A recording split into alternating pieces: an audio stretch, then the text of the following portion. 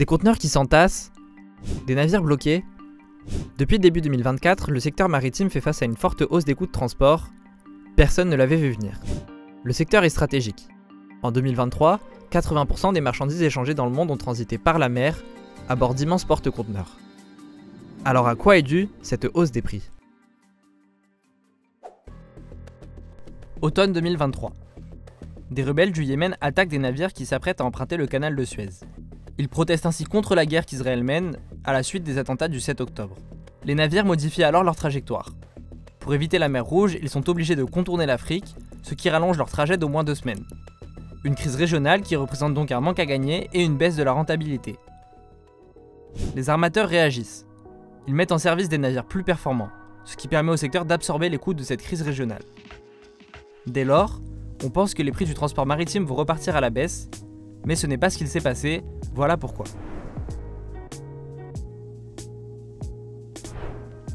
Normalement, les mois de juin-juillet correspondent au début de la haute saison maritime. Plus de trafic et plus de demandes de marchandises. Mais cette année, la haute saison a débuté dès le mois de mai. En cause, une annonce venue des États-Unis.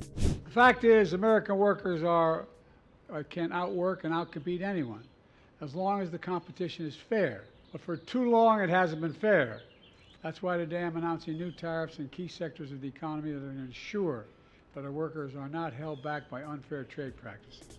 La Maison-Blanche annonce une hausse majeure des taxes sur des produits chinois phares, comme les batteries lithium ou les gants chirurgicaux. Cette hausse est prévue pour 2025. Les compagnies commandent donc en masse ces produits avant la mise en place de la taxe, pour éviter d'avoir à en payer le prix. La demande augmente bien plus rapidement que l'offre et excède les capacités de livraison. Le prix augmente.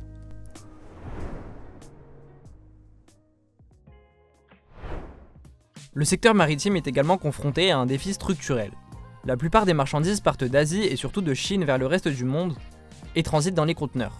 Mais une fois arrivés à destination, aux États-Unis, en Europe ou en Inde, les conteneurs sont souvent entassés et ne sont pas renvoyés vers leur port d'origine pour des questions de rentabilité.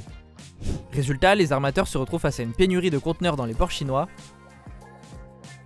Conséquence, les livraisons sont retardées et les prix augmentent. Autre problème, le temps passé dans les ports augmente lui aussi.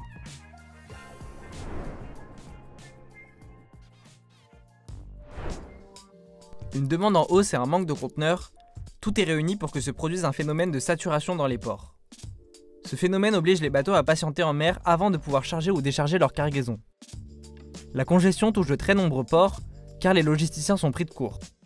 Les bateaux passent donc plus de temps en mer à attendre de pouvoir entrer en port, ce qui contribue à la hausse des frais de livraison.